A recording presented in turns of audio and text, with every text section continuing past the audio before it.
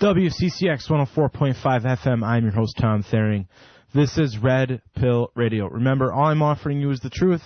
That's about it. I mean, that's the only thing that matters. It really does. All these material possessions, all of this lust for power that people experience, being indoctrinated basically into a system of money worship, I mean, it doesn't matter.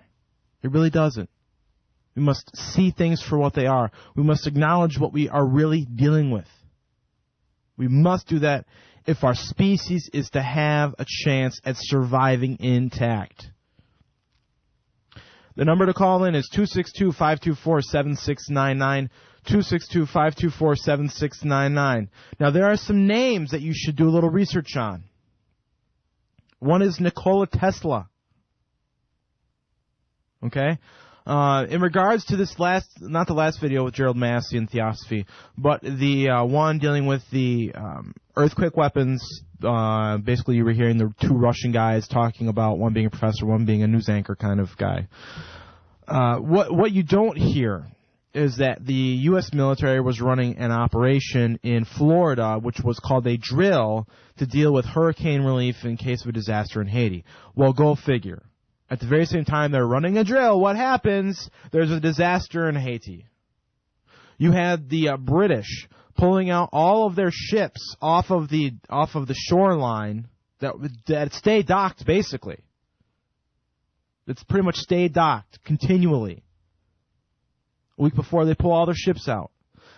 Amongst many other things, ladies and gentlemen, there was even individuals who were measuring the electromagnetic fluctuation coming out of HAARP.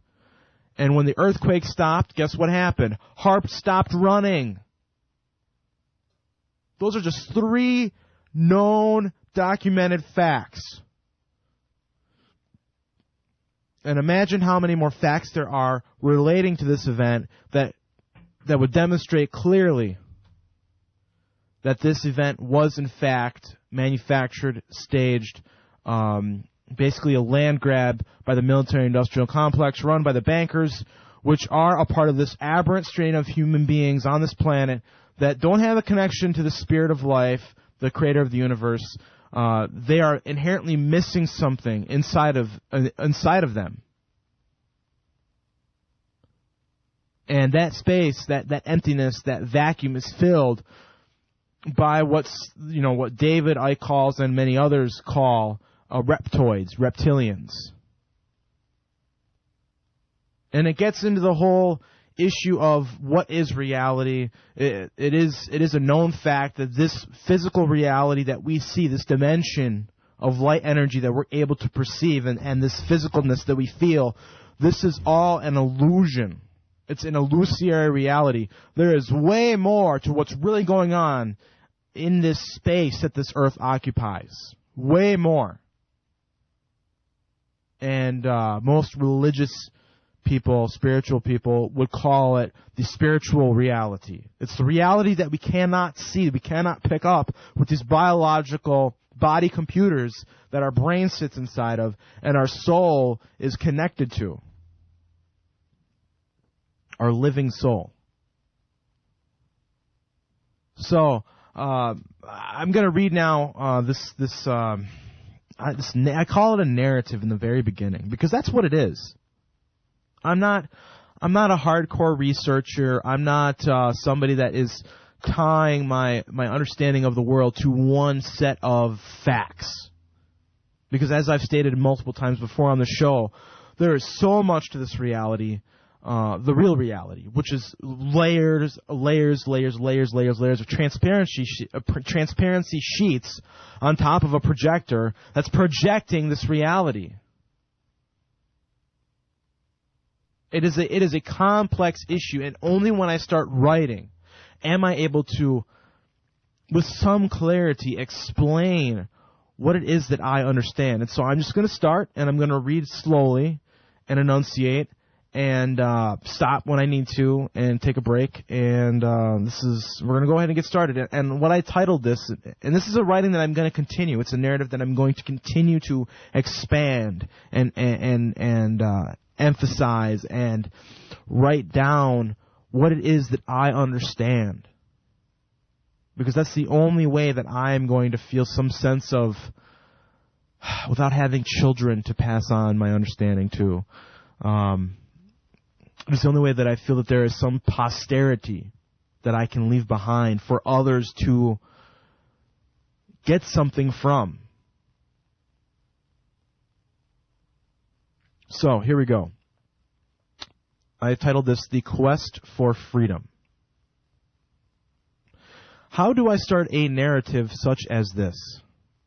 How do I convey the sense that I have always seemingly had?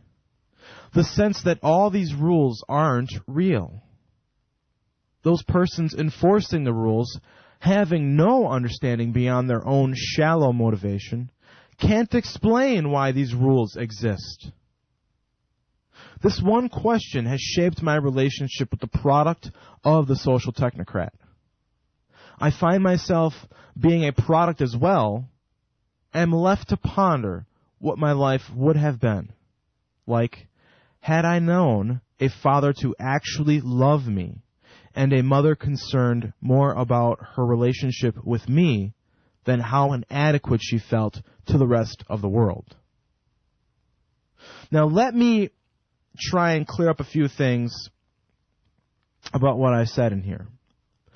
My life has been a product of manipulation, just like many of yours out there. So let's get that out on the table right now. There's a deck of cards, and you ain't playing. Okay?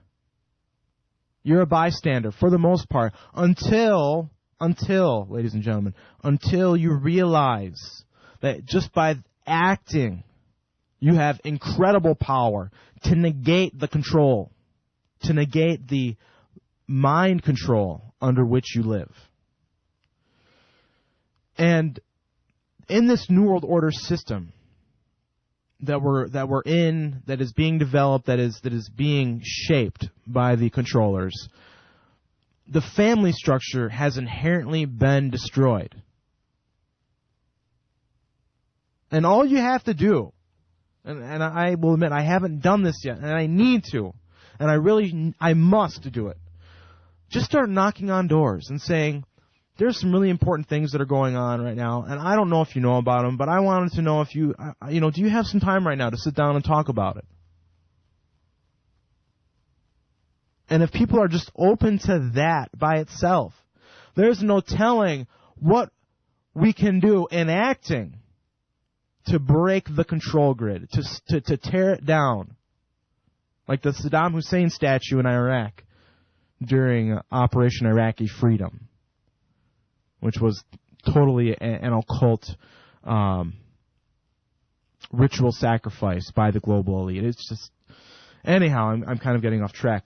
But my mother has been more concerned about how inadequate she feels to the rest of the world than she is about her actual relationship with her own son. I mean, that's really what happened. And I don't have a father to love me. My stepfather, Mike, does not love me. And my real father is, I think the man is truly soulless. I don't think he has a real soul. He's definitely doesn't have that connection to the spirit of life. And it's so